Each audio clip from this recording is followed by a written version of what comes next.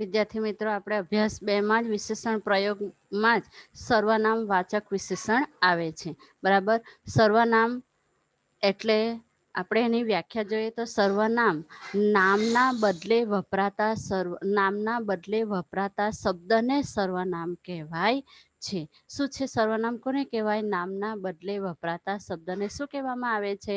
સર્વનામ કહેવામાં આવે છે.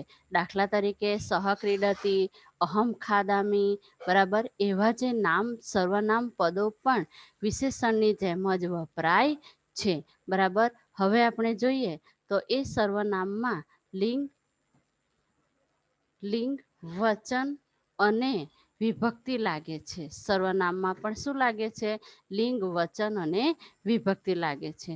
તો જો કે સંસ્કૃતમાં સર્વનામ પદો ઘણા બધા છે. આપણે સર્વનામમાં જોઈએ તો સર્વનામમાં શું છે? નામના બદલે વપરાતા શબ્દને સર્વનામ કહેવાય છે. તો સર્વપ્રથમ આપણે શેની ચર્ચા કરીશું? અસ્મદ અને યુસ્મદ. અસ્મદ એટલે હું અને યુસ્મદ એટલે તું. આ બંને સર્વનામ પદો એવા છે કે અસ્મદ અને યુસ્મદ ત્રણેય લિંગ સાથે જ આવે છે. એના ત્રણેય લિંગ એટલે કે પુલ્લિંગ, સ્ત્રીલિંગ અને નપુંસકલિંગ એના આવતા નથી.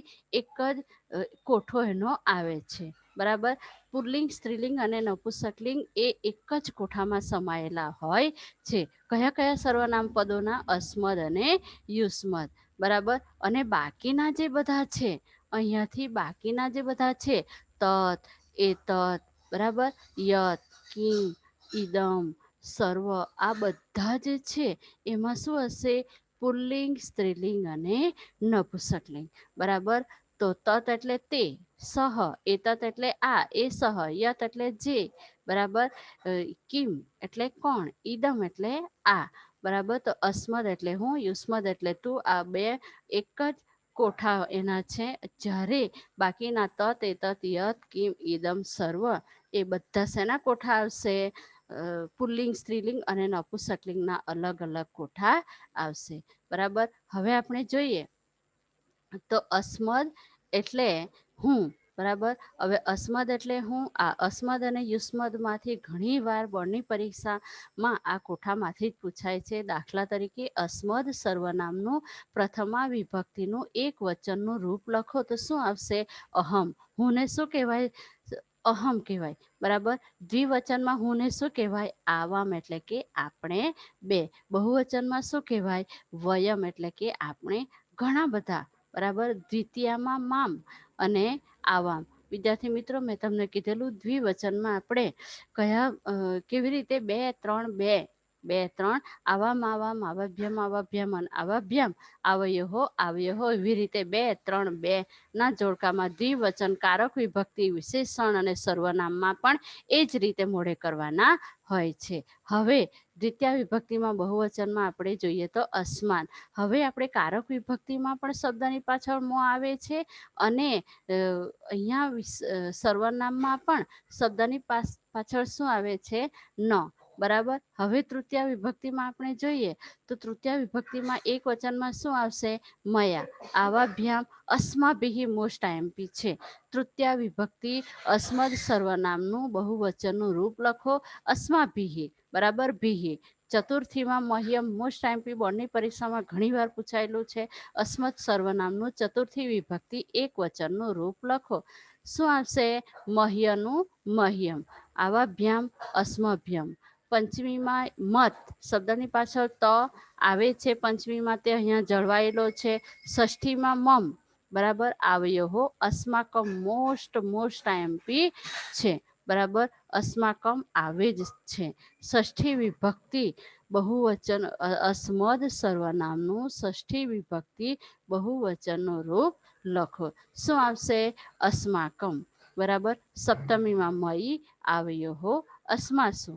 એવી જ રીતે યુસ્મદમાં આપણે જોઈએ તો ત્વમ, યુવામ અને યુયમ. ત્વામ, યુવામ અને યુસ્માન. અહીંયા પણ મ અને ન જળવાયેલો છે. તૃતીયામાં ત્વયા યુવાભ્યામ યુષ્માભિઃ. યુષ્માભિઃ પૂછાઈ ગયેલું છે એટલે ખાસ તમારે ધ્યાન આપવાનું છે. અસ્મત સર્વનામનો તૃતીયા બહુવચન. ચતુર્થી મોસ્ટ ટાઈમ ઘણી વાર આવી ગયેલું છે તુભ્યમ. બરાબર, યુષ્મત સર્વનામનું ચતુર્થી એક વચન તુભ્યમ યુવાભ્યામ યુષ્મભ્યમ. પંચમીમાં ત જળવાયેલો છે યુવાભ્યામ યુષ્મત.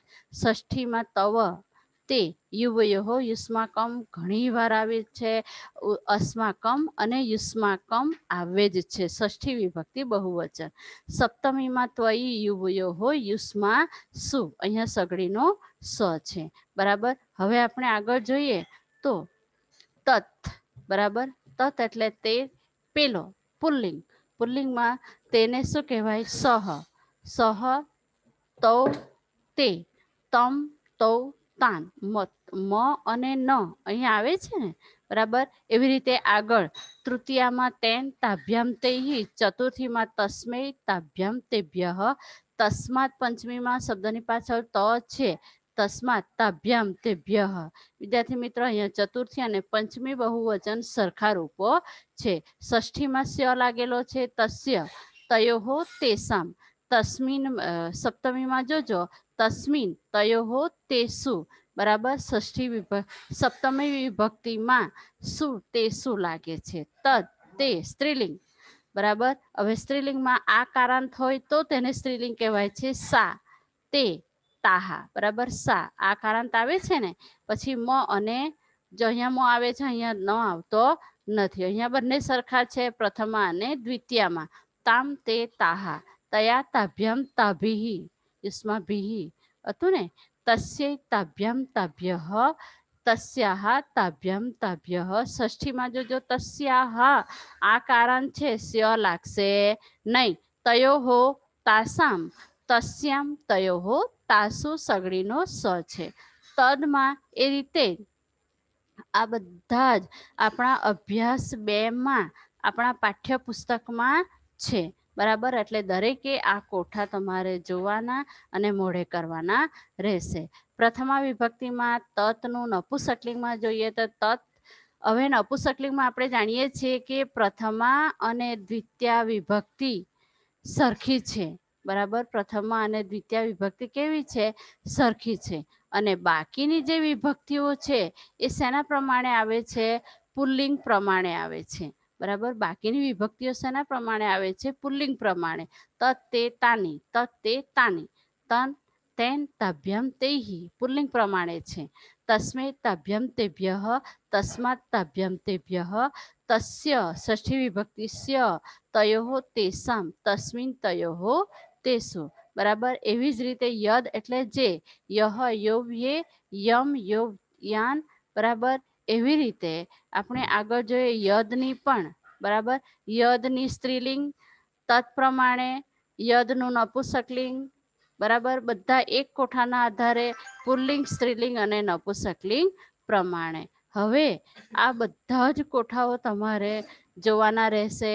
અને જે કોઈ હવે આપણે સર્વમમાં પણ જો બધા તદ, યદ એ આવેલા છે, એવી રીતે બધા કયા આવે છે? સર્વનામમાં પણ આવે છે. તો સર્વઃ, સર્વો, સર્વે, સર્વમ, સર્વો, સર્વાન. બરાબર, એ પુલ્લિંગના છે. સ્ત્રીલિંગના આ પ્રમાણે છે સર્વના. બરાબર, પછી નપુંસકલિંગમાં પણ આપણે જોઈએ તો સર્વમ, બંને વિભક્તિઓ સરખી, અને બાકીની વિભક્તિઓ કોના જેવી? પુલ્લિંગ પ્રમાણે. બરાબર, હવે આપણે આગળ જોઈએ તો સર્વનામ કેવી રીતે? ખાલી જગ્યા જલાશયમ દ્રષ્ટવા ધીવરૈહિ ઉક્તમ. અને બાજુમાં જે શબ્દ આપેલો હશે તત, તેને આપણે ખાલી જગ્યામાં મૂકવાનો છે. તત એટલે તમ. એવી રીતે આપણે અહીંયા લેવાનું છે. ગુણવતીનું રૂપ લેવાનું છે, તો અહીંયા ભાર્યામ છે એટલે ગુણવતીમ. અહીંયા જલાશયમ છે એટલે તમ. અહીંયા શાલિન છે એટલે આપણે શું આવશે? તાન આવશે, ન. બરાબર, બાજુનો શબ્દ આપણે જોવાનો છે. પછી આપણે સર્વે, માનવાહ, માનવાહ છે પણ અહીંયા સર્વે આવશે. પાત્રાણી ની આવે છે એટલે નૂતનાની. બરાબર, એવી રીતે આપણે સર્વનામમાં પણ લેવાનો છે. અને સ્વાધ્યાયમાં જે આપણો કોઠો છે એ પ્રમાણે દરેક પાઠની પાછળ સ્વાધ્યાયમાં આવા કોઠાઓ છે, તો કોઠા પ્રમાણે પૂછાય છે. એટલે કોઠાઓ પણ તમને આવડવા જોઈએ. બરાબર, અસ્તુ.